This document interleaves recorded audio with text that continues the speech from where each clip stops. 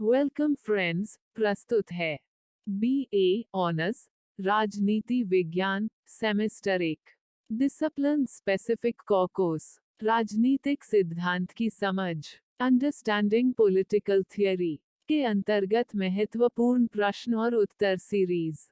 प्रश्न: भारत में महिला सशक्तिकरण का वर्णन करें। क्या नारी शक्ति को बेड़ियों से मुक्त करना होगा? उत्तर: महिलाओं की स्थिति और उनके साथ किए जाने वाले व्यवहार में सुधार लाना विकास की प्रमुख चुनौती है। थोड़े समय के लिए परिवार नियोजन लक्ष्यों और प्रोत्साहनों के प्रावधान महिला नसबंदी पर अनपेक्षित ध्यान केंद्रित करते हैं। माननीय प्रधानमंत्री जी ने 22 जनवरी सन 2015 को हरियाणा के पानीपत से बेटी बचाओ बेटी पढ़ाओ अभियान की शुरुआत की थी। इस अभियान का उद्देश्य भारतीय समाज द्वारा लड़कियों को कमतर आंकने की सोच में सकारात्मक बदलाव लाना है। भारतीय समाज में लड़कियों के साथ भेदभाव करने की परस्पर विरोधी सोच विद्यमान है। एक तरफ तो भारत में महिला राष्ट्रपति और महिला प्रधानमंत्री के रूप में जानी मानी महिलाएं हुई हैं तथा राष्ट्रीय और राज्य स्तरों पर बड़े राजनीतिक दलों की प्रमुख भी महिलाएं हैं। इसके अलावा कई महिलाएं कैबिनेट रैंक के मंत्री पद तक पहुंची हैं तथा कई महिलाएं उद्योग प्रमुख, विशेषकर बैंकिंग क्षेत्र में हुई हैं।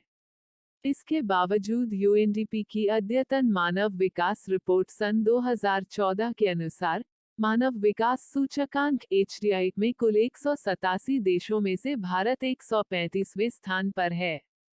लिंग असमानता सूचकांक जी में भारत का स्थान 152 देशों में 127वां है। लिंग असमानता सूचकांक स्त्री और पुरुष के बीच उपलब्धियों में असमानता दर्शाने वाले समग्र उपायों को 3 प्रकार प्रजनन, स्वास्थ्य और श्रम बाजार के आधार पर देखता है।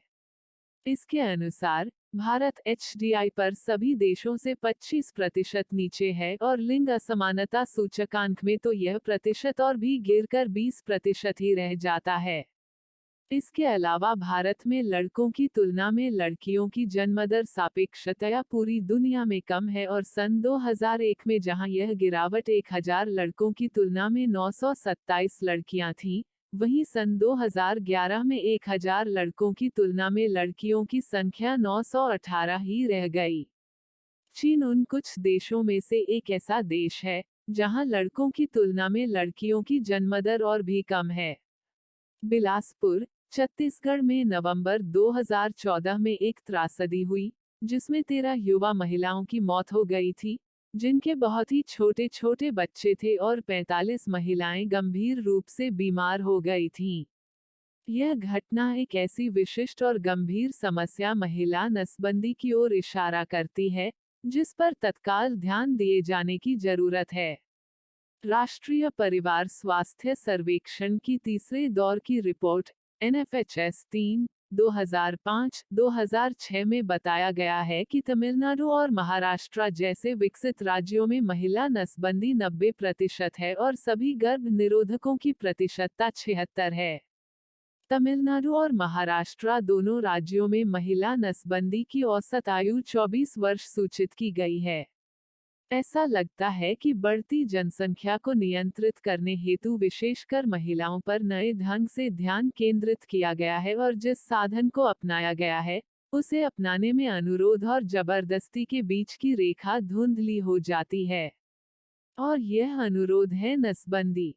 नसबंदी के लिए न केवल गरीब दंपतियों को प्रोत्साहन के रूप में लालच दिया जाता है, बल्कि स्थानीय निकायों के कार्य निष्पादन के लिए उन्हें पुरस्कार के रूप में प्रोत्साहित भी किया जाता है। इसे संवर्धनपरक और प्रेरणादायी नारे के रूप में वर्णित किया गया है। परिणामस्वरूप महिला नसबंदी के लिए बड़े बड़े कैंप लगाए जाते हैं। भारत की जनसंख्या नीति परिवार नियोजन उपायों, विशेषकर महिलाओं संबंधी गर्भ निरोधकों, उन्हें प्रजनन का मामूली विकल्प अथवा स्वायत्तता के साथ विस्तार करने पर ध्यान केंद्रित किया गया प्रतीत होता है। वर्ष 2012 और वर्ष 2013 के दौरान किए गए कुल नसबंदी ऑपरेशनों में दूरबीन नसबंदी की संख्या 9,714% रही, जबकि पुरुष नसबंदी ऑपरेशनों कम जटिल जोखिम के बावजूद संख्या केवल 215% रही। महिला नसबंदी के प्रति सरकारी व्यय की स्थिति भी सही नहीं है।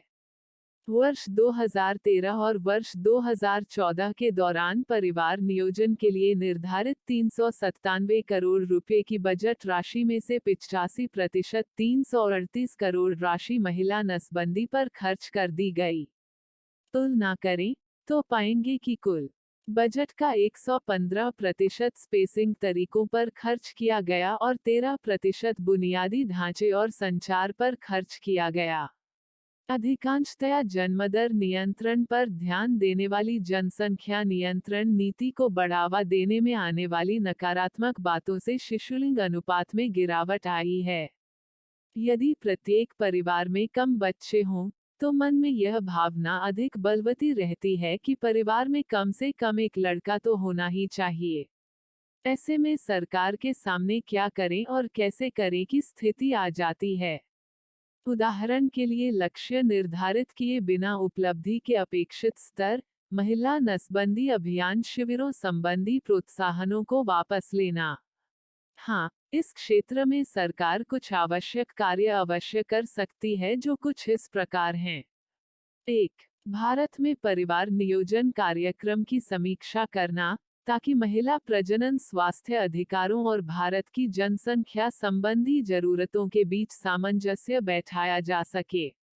2. गुणवत्तापूर्ण सेवाओं, स्टैटिक परिवार नियोजन क्लिनिकों और गुणवत्तापूर्ण मॉनिटरिंग और पर्यवेक्षण के लिए बजट बढ़ाना। 3. युवाओं की जरूरतों को पूरा करना, यौन स्वास्थ्य के लिए अधिक परामर्शदाताओं को लेना, ऐसी सेवाएं प्रदान करना जो युवाओं के लिए अधिक अनुकूल हो और स्पेसिंग मेथड की पर्याप्त आपूर्ति करना। महिला सशक्तिकरण के परिप्रेक्ष्य में अब प्रश्न यह उठता है कि क्या मात्र सत्तात्मक व्यवस्था में विवाह संस्था अधिक सुदृढ़ और समर्थ होती है? यदि ऐसा होता, तब हमारा समाज भ्रूण हत्या, दहेज हत्या एवं बलात्कार जैसे अपराधों से कितना मुक्त होता।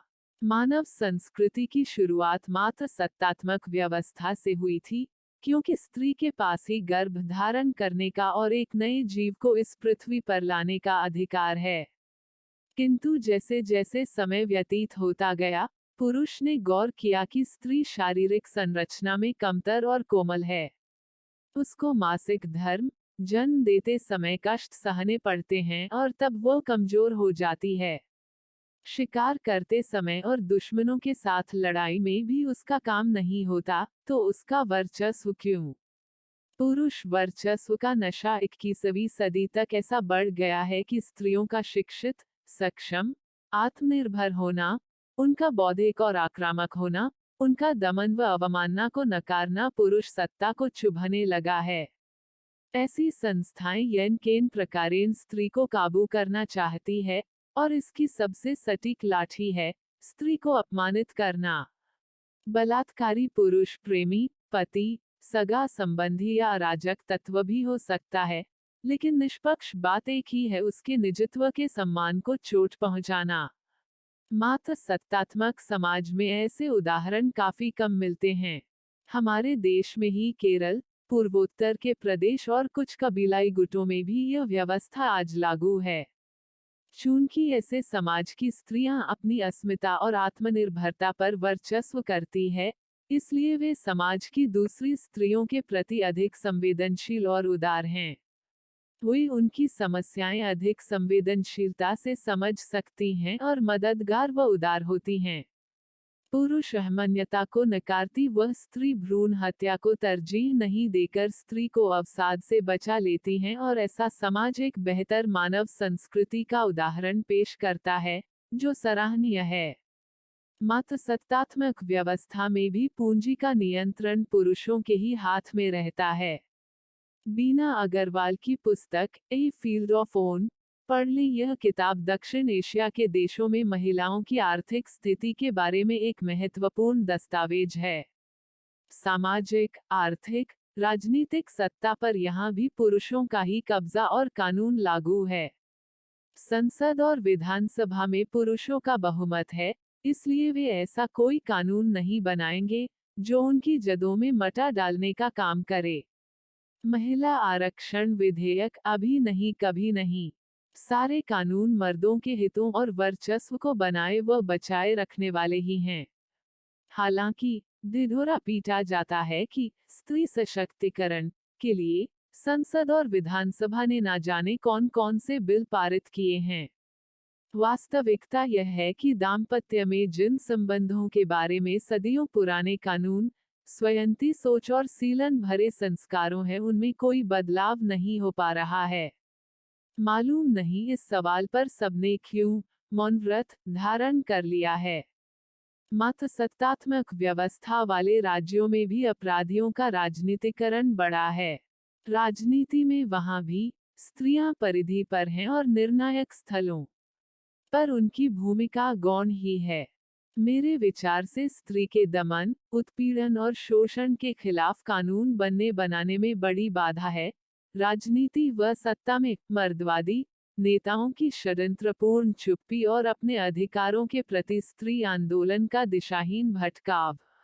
76 साल से दमित, शोषित आत्माओं की चीत्कार न संसद को सुनाई देती है और न ही कोर्ट तक पहुंच पाती है। समझ नहीं आता है कि इसे आधी दुनिया का दुर्भाग्य कहूं या अपने ही पिता पति और पुत्र का षड्यंत्र। प्रस्तुति समापन। आपका धन्यवाद। Disclaimer: This notes has been made after a lot of research, yet the accuracy of the answers may vary. The author assumes no responsibility or liability for any errors or omissions in the content of this notes.